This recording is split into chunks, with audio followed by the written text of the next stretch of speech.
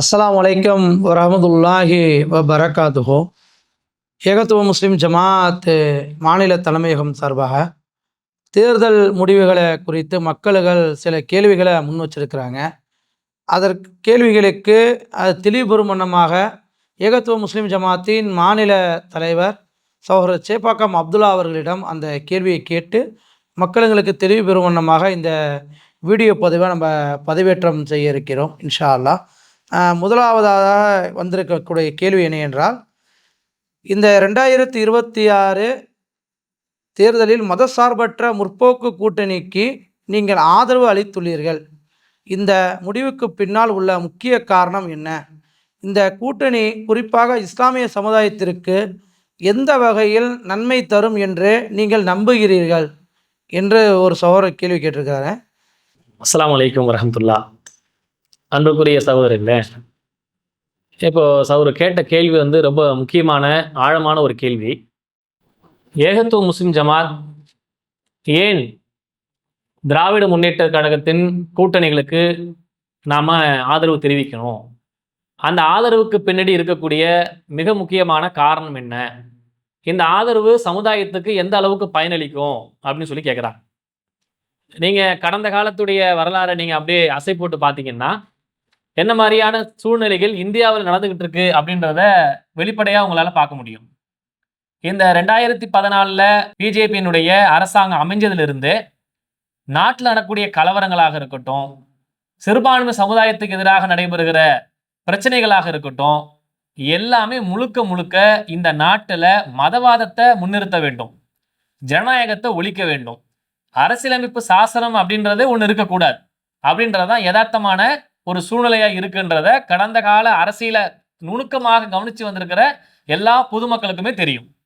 அந்த சூழ்நிலையில தான் இங்கே தமிழ்நாட்டில் பொறுத்த அளவுக்கு இது மதவாத அரசியலை ஒழிக்க வேண்டும், ஒடுக்க வேண்டும் என்பதில் திராவிட முன்னேற்ற கழகம் மிக தீவிரமாக இருக்கிறாங்க அப்படின்றத நாங்கள் ஏதோ ஒரு கூட்டணிக்கு ஆதரவு கொடுத்தோம் என்பதற்காகவே நாங்கள் சொல்லலை. நீங்களே சிந்திச்சு பார்த்தீங்கன்னா உங்களுக்கு தெளிவாகவே தெரியும். இதற்கு முன்னாடி சிஏ என்ற கருப்பு சட்டத்தை கொண்டு வந்திருக்கும் போது நாடு முழுக்க கொந்தளிச்சாங்க. ஏன்?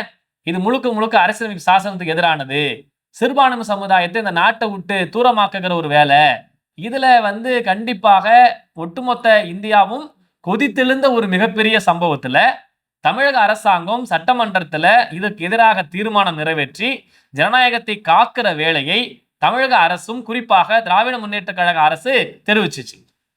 ஆனா இதுக்கு ஆதரவு தெரிவிச்சவங்க யாரு?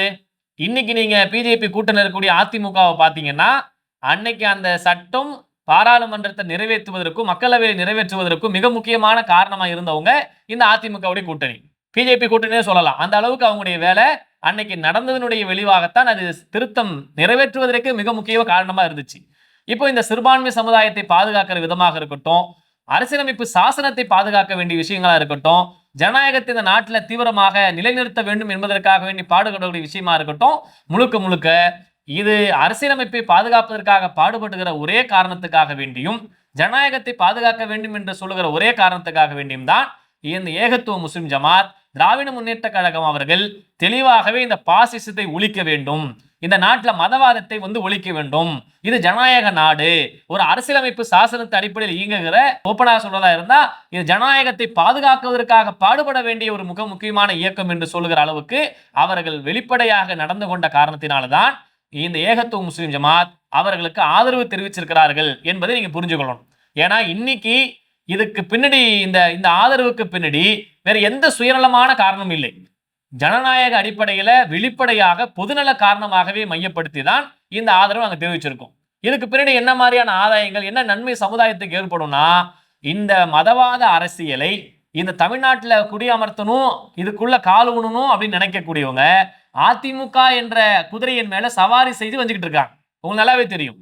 அதிமுகவுடைய இன்னைக்கு இப்போ கூட்டணின்னு சொல்றதா, அது பிஜேபி கூட்டணின்னு சொல்றதா என்று சொல்லுகிற அளவுக்கு அதிமுக என்ற பேரே மறைக்கப்பட்டு பிஜேபி கூட்டணின்னு சொல்லுகிற அளவுக்கு தான் அவங்களுடைய வெளிப்படையான எல்லா நடவடிக்கையும் நடந்துகிட்டு இருக்கு. அதுக்கு அவங்க ஆட்சியில் இருந்த காலத்திலையும் சரி, இப்போ ஆட்சியில் இல்லாத போது எதிர்கட்சியா இருக்கும் போதும் சரி, முழுக்க முழுக்க பிஜேபிக்கு ஆதரவாக செயல்பட்டு இருக்கிறாங்க. அம்மாவுடைய வாக்கை இவங்க காப்பாத்துறா இருந்தா அம்மாவுடைய அரசியல் என்று சொல்லக்கூடியவங்க, அம்மா வழியில் அரசியல் பண்றோம்னு சொல்றவங்க பச்சை பொய்யே சொல்றாங்க. அம்மா என்ன சொன்னாங்க? உயிரோடு இருக்க காலத்திலே தெளிவுபடுத்தினாங்க, நான் ஒரு தப்பை செஞ்சிட்டேன், இனி வரும் காலங்களுக்கு இந்த தவறை செய்ய மாட்டேன், எக்காலத்திலும் பிஜேபியோட கூட்டணி வைக்க மாட்டேன்னு சொன்னாங்களே, அதை இவங்க நிறைவேற்றினாங்களா? அல்லது இவரே பாராளுமன்ற தேர்தல் போது என்ன சொன்னாரு? பிஜேபி கூட்டணி இல்லை என்று வெளிப்படையாக சொன்னவரு சட்டமன்ற தேர்தல் 2026 உடனே என்ன செஞ்சிட்டாரு? பிஜேபி கூட்டணி வச்சுட்டார். அப்ப இவரை எப்படி நம்புறது? இது ஒரு பொய் குதிரை, இது ஒரு மண் குதிரை என்பது வெளிப்படையா தெரிஞ்ச காரணத்தினால இவங்க என்ன செய்யறாங்க? பிஜேபி அரசாங்கம் அவங்கள கையில தூக்கி வச்சுக்கிட்டு எப்படியாவது இந்த தமிழகத்துல நம்முடைய பாசிச சிந்தனையை புகுத்திடலாம், தமிழ்நாட்டையும் நம்ம பிஜேபியினுடைய கண்ட்ரோல்ல கொண்டு வரலாம் என்று துடிப்பதற்கு இந்த அதிமுக குதிரை மேல சவாரி வராங்க. மக்கள் நீங்க தெளிவா புரிஞ்சுக்கணும், இவர்கள் முழுக்க முழுக்க பாசிச சிந்தனையை வளர்க்குவதற்கும் வலுப்படுத்துவதற்காக கரம் கொடுத்திருக்காங்களே தவிர நாட்டு மக்களுடைய எந்த அக்கறையும் இல்லை. இத்தனை கலவரங்கள் நடந்திருக்குது இந்தியாவில், சிறுபான்மை சமுதாயம் சீர்குலைக்கப்பட்டிருக்கிறாங்க, இந்துக்கள் எத்தனை இடத்துல பாதிக்கப்பட்டிருக்காங்க, முஸ்லிம்கள் மட்டுமல்ல, சிறுபான்மை சமுதாயத்தை மட்டுமல்ல, இந்துக்கள் எத்தனை இடத்துல பாதிக்கப்பட்டிருக்காங்க, கிறிஸ்தவர்கள் எத்தனை இடத்துல பாதிக்கப்பட்டிருக்காங்க. ஆனா இதை பத்தில எந்த கவலையும் இல்லையே. ஒடிசாவில் ஒரு 2 ஆண்டு காலத்துக்கு நெருக்கமாக போராட்டம் நடந்து எத்தனையோ உயிர்கள் போய் எவ்வளவு பேர் செத்து போனாங்க, இதுவரைக்கும் என்ன குரல் கொடுத்தாங்க? இப்ப வரைக்கும் இவங்க குரல் கொடுத்துக்கிட்டு இருக்கிறாங்களா? செஞ்சு பாருங்க, எந்த வகையிலும் குரல் கொடுக்கல.